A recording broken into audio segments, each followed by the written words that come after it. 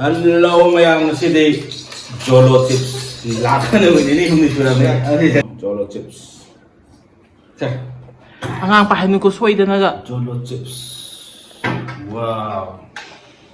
May ice cream butura kasi. Si Jolo chips ay ni dilawe. Amak tan saw sung ngamul kanggo. Ya ngorok sa ay mandana ni kimandana. Ice cream lagi. Cuma apa lagi? Ay sing lagi, chini lagi. Ice cream dulu thambam na si siya. Thamba siya to ay si kamay to. Saban ng magandi si may anda na arrange to kasi ngamoy di nice way. Mana. Let me try. Please try. Try. Kamay to gunung kangge. Please try. Sini nih. Chips saja dulu. Sini Jolo chips saja sih. Oh my Tik maro. Made with rolling na. Se. Sini Jolo chips saja. Sini. Jolo chips macam makhak. Extreme profanity. IRT type. Aduh sih kara-kara tadi sudah saya gitu.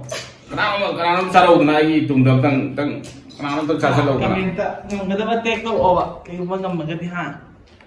Kagaya lagi ha. Hangga lida. Ang nga ting ini ko. Dong hale ku pai chen na kadene bisi ke. Ang makatang sila pa kaya tingin naman. Ano? 249 250 eh.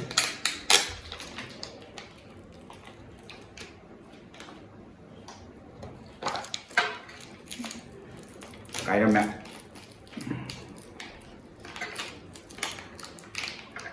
Nanti nagmama ba niya? Tissue ba ba ora?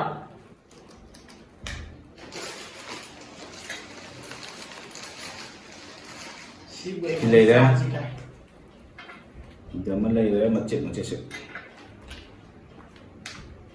Tuh, kan मैं आऊँ तो खाली इसके Pero, ang nga tingin.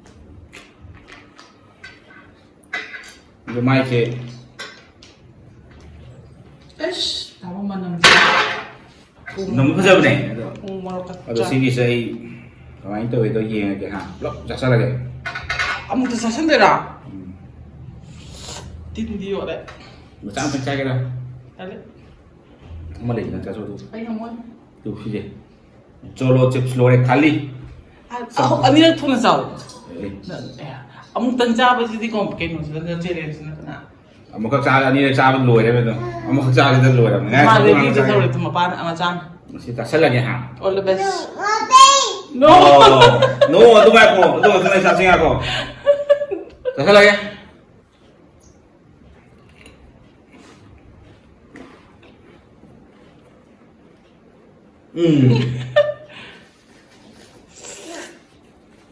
Why to give pa?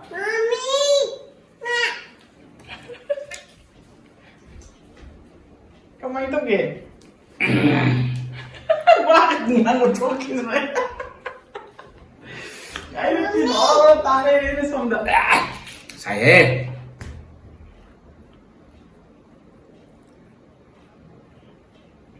Sige ba kaya? Ano nang game sa haba man di? Wow. wow Wow. Loro sate Ang kasaw. eh Ang mga kasaw. Kutak ke saya, kutak bảo là cái khâu ra mà chơi.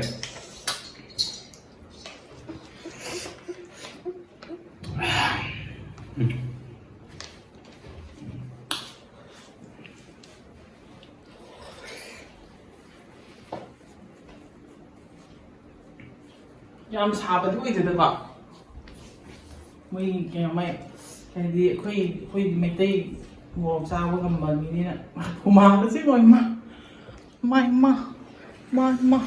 zoom to zoom turn that side this sideไม่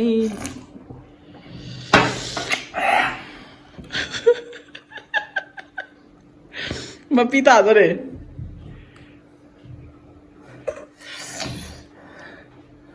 Tunjuk orang tak ada. Nang kecadunani. Saya tinta ni dah macam ni cara kata je apa sih na. Ma.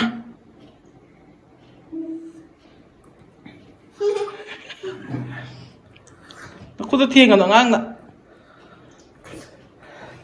Tak cangang sini mana nama itu.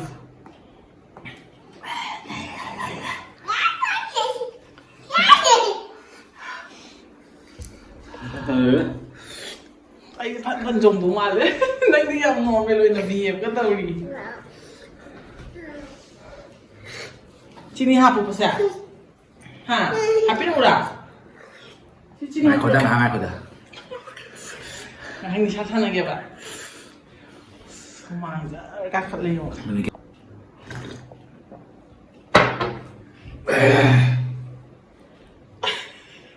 Apa sih nama apa?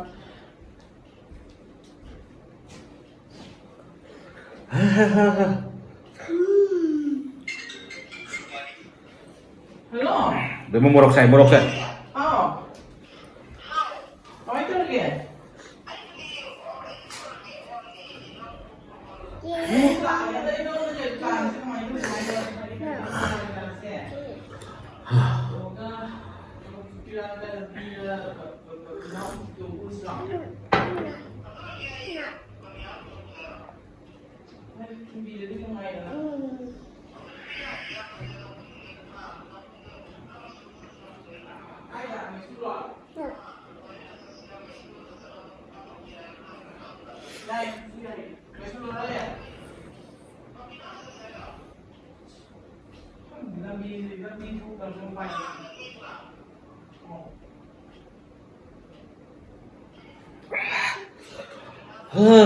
Emang luar ya.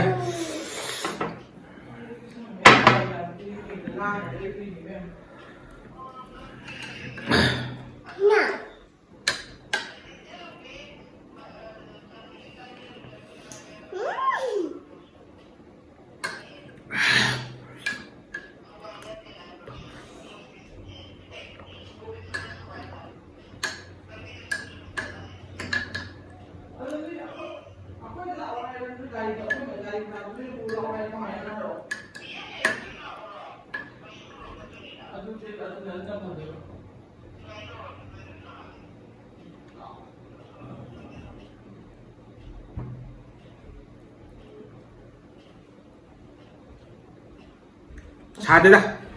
Hai đứa đang đi sang làm gì nhỉ? Ngáp cái hộp cái sao vậy?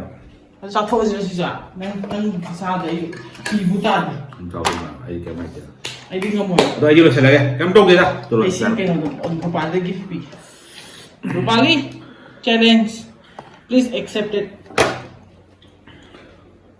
Khá đi xe rồi làm cãi nè, sao cái đấy bây giờ còn đâu đi? Đi xe đi, phải Jolochip rồi xe là gì? Jolochip rồi xe là gì? Jolochip rồi xe là gì phải? Chỉ đi xịt gai cái đi. Sao xe rồi chứ? Cái là sao bây giờ đi bây giờ? Kau yang mau sangat mana macam mana?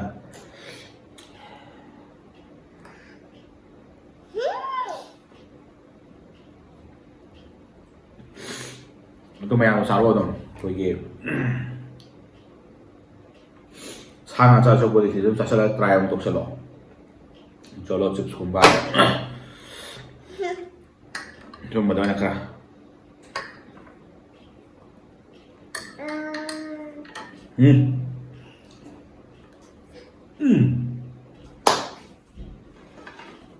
Pada itu ni saya lagi aku jom nak mungkin tay, mesti kita cari. Jadi Jolochip, bye bye, matang gini na. Bye bye tu, bye ma. Bye bye, matang gini Jolochip. Wow.